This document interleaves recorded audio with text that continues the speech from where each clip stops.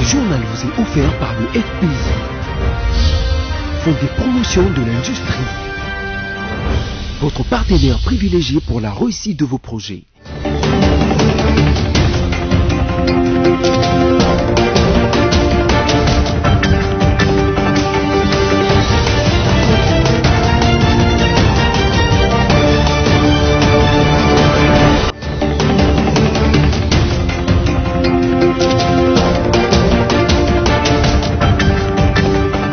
Mesdames, Messieurs, bienvenue à cette édition rétrospective dont voici le sommaire. Au cours de cette semaine finissante, le chef de l'État Félix-Antoine Tshisekedi Tshilombo a effectué un déplacement rapide à Luanda en Angola où il a pris part à la Biennale. En République démocratique du Congo, la conférence épiscopale nationale du Congo, SENCO, a annoncé avoir quitté la plateforme de confession religieuse pour des raisons strictement personnelles. Enfin, l'artiste musicien Rochero Tabouley a totalisé au cours de cette semaine qui se clôture 8 ans dans l'au-delà.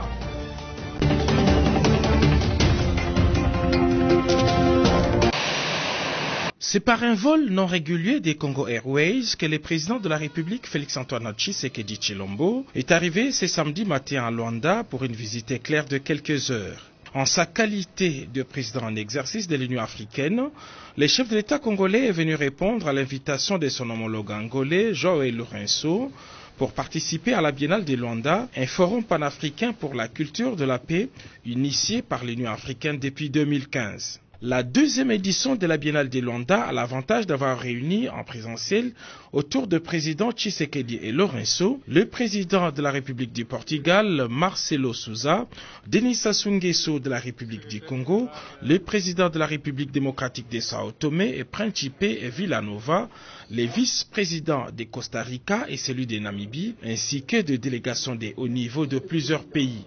Dans leur prise de parole inaugurale, tous ces dirigeants ont vanté cette initiative de l'Union africaine, un espace de réflexion et de diffusion d'œuvres artistiques, d'idées et de bonnes pratiques liées à la culture de la paix. Pour le président en exercice de l'Union africaine, Félix-Antoine Tshisekedi Tshilombo, cette biennale de Luanda valait son pesant d'or. C'est dire combien j'apprécie hautement que notre biennale puisse abriter une multiplicité de forums, notamment sur le dialogue intergénérationnel, sur l'engagement des femmes et des jeunes comme acteurs dans la prévention des conflits, sur la prise en compte du potentiel des océans et des effets des changements climatiques. Même l'apport de la diaspora dans les transformations sociales, fort heureusement, n'a pas été négligé. En effet, le combat pour la renaissance et la dignité africaine ne saurait s'arrêter aux frontières de nos pays ou même de notre continent. Il nous faut également favoriser une interchangeabilité et une osmose culturelle ouverte sur le monde, particulièrement entre Africains d'ici et d'ailleurs. Après sa participation à cette première journée d'ouverture, le président de la République démocratique du Congo a regagné Kinshasa ce samedi en début de soirée.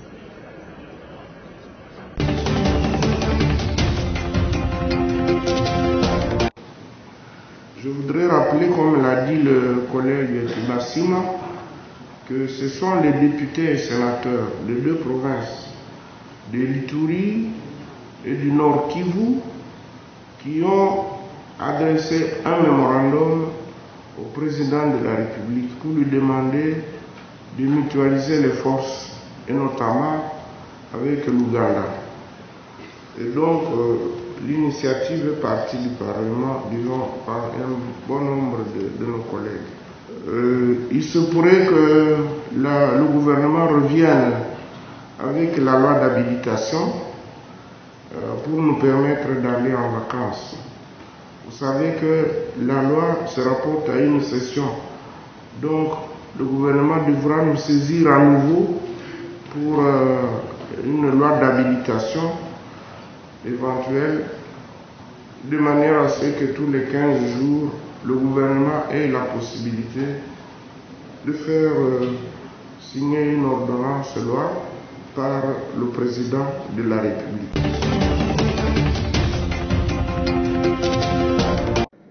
Honorables députés, chers collègues, depuis le 30 novembre, 2021, les forces armées de la République démocratique du Congo bénéficient de la collaboration de l'armée ougandaise. Ceci d'ailleurs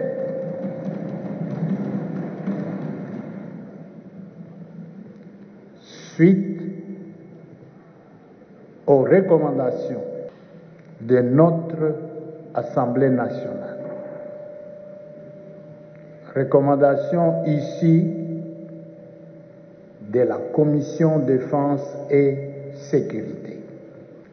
En effet, point n'est plus besoin de vous rappeler la détermination qui est celle du président de la République, chef de l'État, Son Excellence Félix Antoine Tshisekedi Tshilombo, commandant suprême des forces armées de la République démocratique du Congo et de la police nationale, a bouté hors d'état de nuire les groupes terroristes à l'est de notre pays. Il en a fait sa priorité et depuis, il ne ménage d'aucun effort à cette fin. C'est ainsi, en déclarant l'état de siège dans les provinces de l'Ituri et du Nord Kivu, les présidents... Autant nous pensons qu'il y a des prouesses au niveau de nos forces armées, autant il devait également y avoir des prouesses dans la justice. La justice est un outil important pour la paix. C'est vrai, nous sommes dans une situation où il faut combattre l'ennemi avec les armes, mais la justice ne doit pas rester en laisse. À ce jour, je ne sens pas encore cette prouesse de la justice, ces grands procès qui puissent décourager. Quand je lis dans le projet de prorogation l'exposé de motifs, l'avant-dernier paragraphe, où on parle de nouveaux mécanismes de réinsertion, de démobilisation, des jeunes gens qui ont été auteurs de crimes, des jeunes gens qui ont égorgé les femmes, des jeunes gens qui ont détruit les maisons. On dépense l'argent du Congolais à les réinsérer dans la société sans passer par la justice. Nous nous disons, où sommes-nous? Où sommes-nous? Un criminel qu'on remercie en l'insérant aussi impunément comme ça. Cela ne va pas mettre fin à tout ça. C'est la justice qui cimente la paix. C'est la justice qui apporte la vraie sécurité. C'est pourquoi j'aimerais que, à côté des attaques foudroyantes de nos armées, qu'il y ait aussi des procès exemplaires, des jeunes gens qui sont jugés, condamnés. À ce jour, notre code n'a pas encore aboli la peine de mort. Il ne faut pas non plus que cela pèse sur la poche des contribuables congolais. Il faut que la justice intervienne efficacement aux côtés de nos armées. Aujourd'hui, avec les députés membres de la Commission Défense et Sécurité, vous allez remarquer que parmi nous, nous avons quelques députés provinciaux, présidents des commissions Défense et Sécurité au niveau des assemblées provinciales. Nous avons le Nord Kivu représenté, le Sud Kivu, nous avons le Kasaï et l'Ituri. Et c'était important que nous puissions nous retrouver pour rencontrer un des partenaires dans notre secteur. Et ici, il s'agit de l'Union européenne. Question d'avoir une idée générale sur tout ce qu'ils ont eu à faire comme appui dans notre secteur, surtout de sécurité, mais aussi ce qu'ils envisagent faire pour la République démocratique du Congo, et où on a ouvert le débat pour que nous puissions permettre à tous les députés de s'exprimer et de donner un peu leurs avis par rapport à ce qui a réussi, ce qu'il faut faire, ce qu'il ne faudra plus faire, et qu'est-ce que nous pensons par rapport à notre armée, notre police, et bref, c'est autour de la réforme du secteur de sécurité. D'abord, il faut savoir que nous sommes un pays souverain avec à la tête le président de la République, son Excellence Félix Antoine Tshisekedi, qui ne cesse de manifester la volonté de permettre à la République démocratique du Congo d'être en mesure de défendre ses frontières. Et aujourd'hui, en matière de sécurité, n'oubliez pas que nous avons l'état de siège au Nord Kivu et en Ituri. Et un grand travail est en train d'être fait au niveau de l'Assemblée nationale à travers la Commission défense et sécurité. Toutes les institutions sont mobilisées et ici, je fais allusion au gouvernement, je fais allusion à la présidence et vous pouvez vous rassurer que pendant cette session budgétaire, nous sommes tous mobilisés pour essayer de voir la possibilité de doter notre armée de moyens qu'il faut pour que nous puissions défendre nos frontières, imposer la paix dans cette partie de la République et restaurer l'autorité de l'État.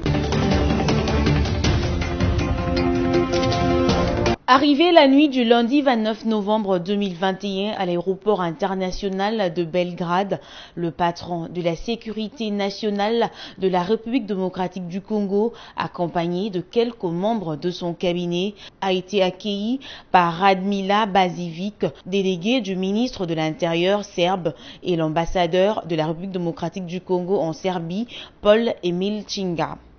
L'objectif ici est de réchauffer la relation multiforme entre les deux pays, particulièrement le secteur de la sécurité. Ce, après le passage en Serbie du chef de l'État congolais en octobre dernier. Visite fait suite au passage du chef de l'État, son Excellence Félix-Antoine Tshisekedi Tshilombo, qui est passé ici en Serbie et qui a eu à entretenir et développer de très bons contacts avec son homologue.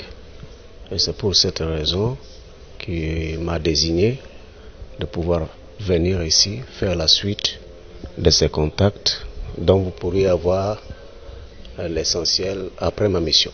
Par ailleurs, le numéro 1 de la sécurité nationale, Daniel Asselo, a eu ce mardi 30 novembre 2021 un agenda chargé.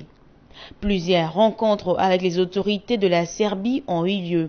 Rappelez-vous que Félix Tshisekedi avait en octobre dernier eu un tête-à-tête avec son homologue Alzerdek Vivic au palais présidentiel de la Belgrade, où ils ont eu une conférence de presse conjointe. Les deux chefs d'État s'étaient engagés à renforcer le lien de coopération entre les deux pays.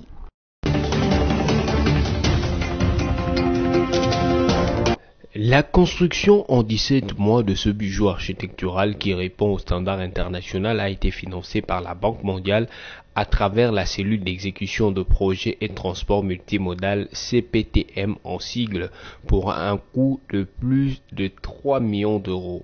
Dans son mot, le directeur général de la régie de voies aériennes RVA Alphonse Chungu a dressé le tableau technique de cette tour de contrôle de 6 niveaux avec un bâtiment.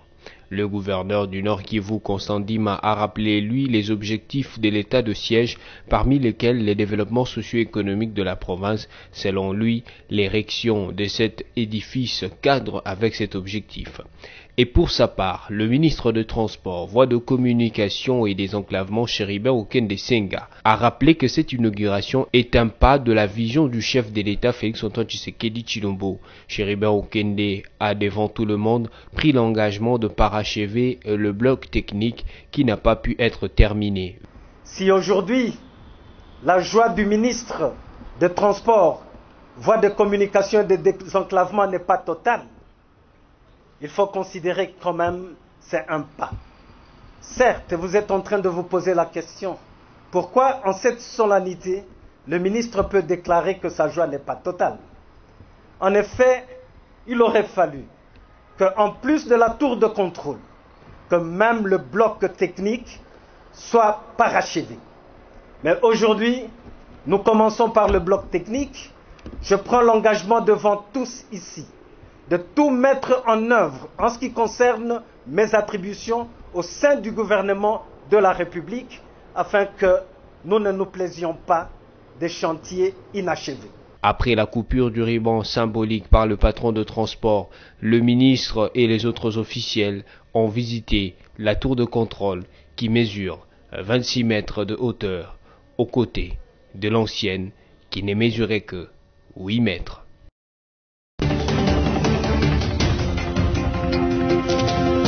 Tous ceux qui ont cru Joseph Kabila enfin pris dans le filet fatal, après la publication du Congo Hold Up, doivent encore trimer ou s'imposer de nouvelles élucubrations pour fabriquer des affabulations contre le père de la première alternance démocratique civilisée de la RDC. L'inspecteur général des finances Jules Alinguete, dans une interview accordée à Alain Foka, journaliste d'investigation de RFI, est formel. Cette affaire n'a pas de lien avec Joseph Kabila. Quand dans ces enquêtes, on veut à tout prix aller au-delà de ce que nous disposons comme preuve. Pour nous, les 43 millions ont quitté le compte de la Banque centrale du Congo pour la BGFI Bank. Mais pour eux, les 43 millions de dollars ont quitté le compte de la Banque centrale du Congo pour la BGFI Bank et par la suite la société égale et avec des insinuations. Or, nous ne pouvons pas travailler avec des insinuations. En toute honnêteté, est-ce que ces insinuations ne sont pas la réalité que tout le monde connaît? Est-ce que ce n'est pas aller vers l'ancien président Joseph Kabila? Je pense qu'avec les éléments à la disposition de l'inspection générale des finances, c'est faux. Je l'ai dit bien, c'est faux. Pour vous, ce n'est pas aller chez Kabila? C'est faux parce que nous ne disposons pas des éléments pour ça. Les éléments à notre possession établis que la BGFI Bank a pris l'argent de la Banque centrale du Congo et a mis dans un compte appelé Égal. Mais quand vous regardez ce compte Égal, intitulé Égal, ce compte a été ouvert par la BGFI elle-même et ce compte est actionné par la BGFI elle-même. Donc on a trouvé aucune trace de la société Égal. Qui relie à Joseph Kabila? On n'a trouvé aucune trace de la manipulation de ces comptes par la société Égal. Et de loin avec Joseph Kabila. De très loin. Donc pour nous, nous devons rester avec des éléments de preuve. La BGFI a pris 43 millions. Enfin, le Premier ministre honoraire, Augustin Matata Ponyo, a brisé le silence après que la Cour constitutionnelle s'est déclarée incompétente sur le dossier du parc agro-industriel Bukengalonzo. Face à la presse nationale et internationale, l'ancien Premier ministre de la RDC a balayé d'un revers la violation des lois du règlement intérieur du Sénat et de la Constitution du pays, dont les soucis d'être condamné et jeté en prison.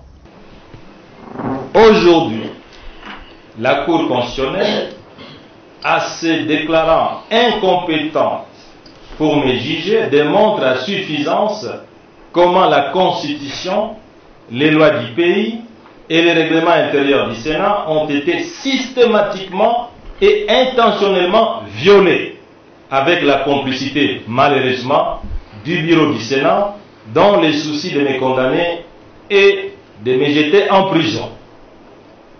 Et ceci pour des objectifs politiques bien connus qui n'ont rien à voir avec la gouvernance financière du projet.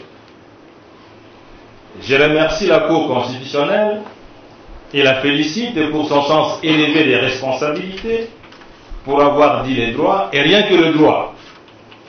En outre, Augustin Matata Ponyo s'est posé autant de questions sur la poursuite du dossier de cette affaire du parc agro-industriel Bukengalonzo. Comment puis-je, chers journalistes, détourner des fonds qu'on ne m'a jamais remis et qui donc n'ont jamais été dans mes mains? Comment imaginer qu'après cette dessaisie du dossier Bukengalonzo au profit de la Cour constitutionnelle, le parquet général près la Cour constitutionnelle transmettrait encore les dossiers dont il est déjà dessaisi de la Cour de cassation? Surtout que cette dernière, la Cour de cassation, s'était déjà déclarée incompétente pour traiter le dossier d'un Premier ministre honoraire. Il reste à savoir maintenant ce que va faire le gouvernement et comment il entend obtenir réparation et quelle sera la Cour qui sera habilitée à juger les accusés. Le processus électoral, convaincu que le bien-être du peuple congolais et la cohésion nationale dépendent pour beaucoup de la réussite du processus électoral, dont l'objectif est l'organisation des élections crédibles, inclusives, transparentes et apaisées, Les évêques ont échangé sur l'évolution de ce processus qu'ils suivent très attentivement. Ils déplorent la politisation de la Commission électorale nationale indépendante CENI et le climat de méfiance engendré, susceptible de conduire aux élections contestées d'avance et qui, par conséquent, porterait sérieusement atteinte à la cohésion nationale et à la paix sociale.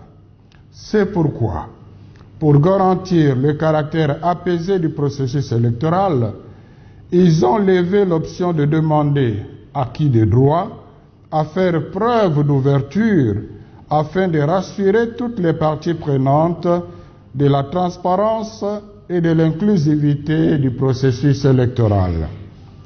Avec la désignation des animateurs de la CENI, les évêques se sont rendus compte de la grande divergence de doctrines et de perceptions de valeurs éthiques avec certaines confessions religieuses. C'est pourquoi ils ont décidé de suspendre la participation de l'Église catholique dans la plateforme des confessions religieuses.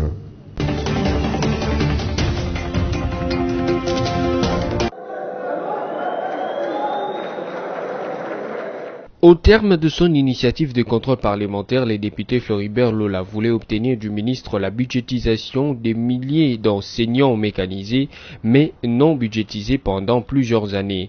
La mécanisation des nouvelles unités et des nouvelles écoles issues du dernier contrôle, de l'augmentation des frais de fonctionnement, de la suppression de zones salariales entre les enseignants des villes et ceux de milieux ruraux. Il voulait aussi en savoir plus sur les paiements des écoles maternelles, l'amélioration de salaires, la construction des bâtiments scolaires, les paiements des prestataires des l'ENAFEP, et enfin, la consolidation de la gratuité de l'enseignement primaire. Dans son exposé de motifs, le député Floribert Lola a justifié sa démarche comme un moyen d'information et de contrôle reconnu par la Constitution en ses articles 138, 146 et 147, ainsi que le règlement d'ordre intérieur de l'Assemblée nationale en ses articles 175, 176 et 178. Présent pour répondre à l'invitation de la Chambre basse du Parlement, le ministre de l'Enseignement primaire, secondaire et technique, Tony Mwaba, a précisé en substance que le gouvernement n'a pris aucun engagement, mais plutôt a hérité des engagements de gouvernements précédents. À la suite des questions et réponses, 80 demandes de parole ont été enregistrées pour charger davantage ou soutenir le ministre de l'EPST. Le ministre Tony Mwaba a de ce fait sollicité et obtenu du bureau quelques heures pour apporter des réponses aux préoccupations de la représentation nationale. Au terme de cet exercice, le député national Floribert Lola, auteur de la motion, s'est déclaré globalement satisfait. Les sentiments d'abord sont de joie parce que ce n'est pas facile. Vous savez combien de questions ont été déposées ici et qui moisissent jusqu'alors. Donc nous sommes très heureux du fait que la question a été programmée, mais concernant les contenus, notre activité concernée a montré d'abord au ministre qui fait un travail, mais qui est dans l'inégalité surtout par rapport à nous, qui avons des enseignants chez nous avec les élèves, mais qui ne bénéficient pas des mêmes avantages que les enseignants de la ville. Et de même, lorsqu'il y a les projets, des réformes qu'on construit, on fait tout se fait, Kinshasa, Lubumbashi et dans les grandes villes. Or, la discrimination n'est pas permise dans notre constitution. Il fallait que les enseignants des villes soient au même pied d'égalité que nos enseignants pour permettre aussi à nos enfants de bénéficier de la même éducation que ceux des enfants de la ville.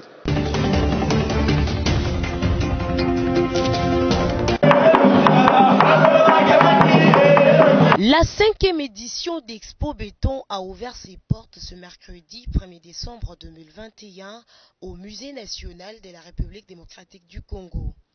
Kinshasa, horizon 2050, 3 pôles, 4 villes pour la province de Kinshasa, une réponse pour sa gestion, tel est le thème retenu pour cette nouvelle édition. Plusieurs personnalités du pays ont pris part à ces salons de construction d'Afrique centrale, notamment le ministre d'État des Infrastructures et Travaux publics, la vice-premier ministre, ministre de l'Environnement et Développement durable et tant d'autres. Parmi les participants, le cabinet d'expertise et d'évaluation immobilière CKM, spécialisé dans la définition des valeurs de biens immobiliers de toute nature, a aussi pris part à cet événement. C'est depuis 2014 que nous existons en tant que cabinet d'expertise immobilière. Malheureusement, le réserve d'indiscrétion ne nous permet pas de citer tout ce qu'on a déjà fait comme travail. Les quelques peu qu'on a exposés, nous en avons obtenu l'autorisation de ceux qui nous ont confié ces missions-là, mais on ne peut pas exposer tous les rapports, dire que tel immeuble, c'est nous qui avons fait l'expertise, la déontologie ne nous le permet pas. Christian Kialumba Makindo, patron du CKM, a donné ses impressions par rapport à cette initiative et ce qu'il attend à l'issue de ces assises. J'ai des résolutions concrètes. Et pour nous particulièrement, nous pensons que le public qui n'avait pas encore connu cette profession d'expertise immobilière ou d'expert immobilier sera à même aujourd'hui de recourir à nos services quand ils en auront besoin. Bon, une nouvelle manière de travailler, de procéder aux expertises immobilières, c'est devenu une science pratiquement internationale avec des méthodes internationales reconnues dans l'évaluation des biens immobiliers. Et nous avons appris toutes ces méthodes-là et que nous voulons mettre au profit de nos clients. Il s'y est de noter que la 5e édition d'Expo Béton RDC se tiendra du 1er au 4 décembre 2021 au Musée national, indique le président du comité d'organisation Bamanissa Saïdi. Objectif: promouvoir les investissements dans le nouveau centre qui peuvent être subdivisés en 4 villes, à savoir ville Est, ville Ouest, ville Nord et ville Sud. Poursuite de l'opération Kinshasa Zéro Trou dans la province de Kinshasa, capitale de la République démocratique du Congo, une initiative du gouverneur de la ville, Jantiningo Bilambaka, en partenariat avec le ministère des Infrastructures et Travaux publics. C'est lundi 29 novembre 2021, l'équipe de votre rédaction est allée faire les constats sur l'avenue Oïa à la hauteur du supermarché Shoprite dans la commune de Kintambo, question de palper des doigts les déroulements des travaux. Il sera question désormais pour la population d'emprunter des routes secondaires car les travaux vont durer plus ou moins 15 jours, précise un ingénieur trouvé sur place. L'opération Kinshasa Zéro Trou vise par ailleurs à éviter les désagréments causés par des embouteillages, des bouchons dans certains coins de la capitale et à faciliter la circulation de la population. Notez également que c'était le Premier ministre Jean-Michel Samalou Kondé qui avait lancé le jeudi 14 octobre les travaux du projet Kinshasa Zéro Trou au croisement des avenues Victoire et Université dans la commune de Kalamou à Kinshasa.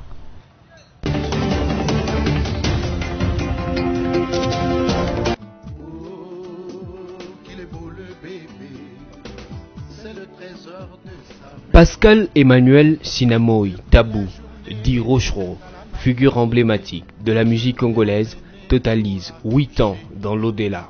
Né le 13 novembre 1940, Tabou Ley a tiré sa révérence le 30 novembre 2013 à Bruxelles en Belgique. Chanteur, auteur-compositeur et homme politique congolais, Tabou Ley Rochereau a su marquer des générations par sa plume particulière et son timbre vocal hors du commun. Tabou Ley Rochereau est certes mort physiquement, mais il vit à travers ses œuvres.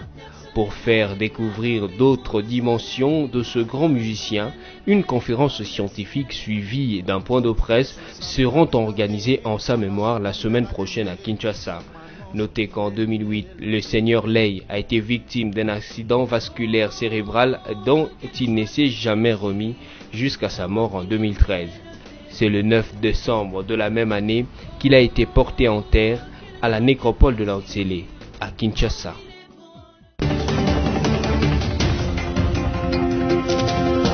Chers Quinoises et Quinois.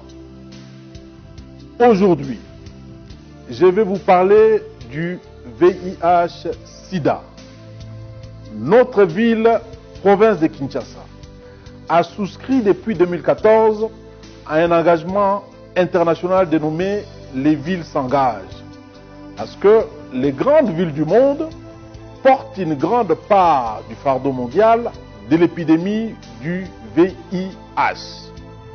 Pour en finir, il faut plus de leadership politique, le partenariat ainsi que l'investissement pour l'atteinte de l'objectif de la cascade 95-95-95, de mettre fin à l'épidémie du VIH d'ici à l'horizon 2030. J'en appelle donc à tout un chacun à un renforcement de la prise de conscience sur le fait que le VIH-Sida reste une réalité. Il faut pour cela se protéger et protéger également la communauté. Quinoises et Quinois, la connaissance de votre statut sérologique est nécessaire. Je vous encourage au dépistage du VIH, à la fréquentation des services de prévention, soins, traitements, ainsi que du laboratoire pour suivre la suppression de la charge virale afin de garantir le succès pour l'atteinte de l'objectif de vaincre l'épidémie à VIH d'ici l'horizon 2030. Avec un accent particulier auprès de la population clé, qui sont le moteur de l'épidémie du VIH-Sida. Les professionnels de sexe, les usagers de drogues injectables, les jeunes, les adolescents, les hommes en uniforme. En outre, je vous demande d'éviter la stigmatisation et la discrimination à l'égard des personnes vivant avec le VIH-Sida, car en ce moment, ils ont plus besoin de notre soutien. Bana Kinshasa, VIH ezali nabokeseni na sida.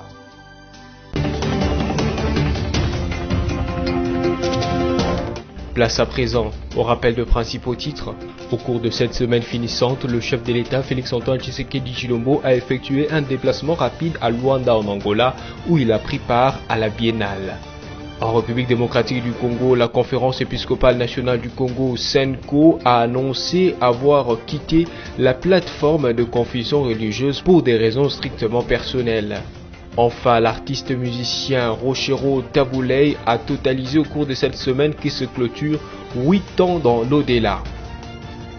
C'est tout pour cette édition rétrospective. Merci à vous de l'avoir suivi et surtout bon week-end chez vous.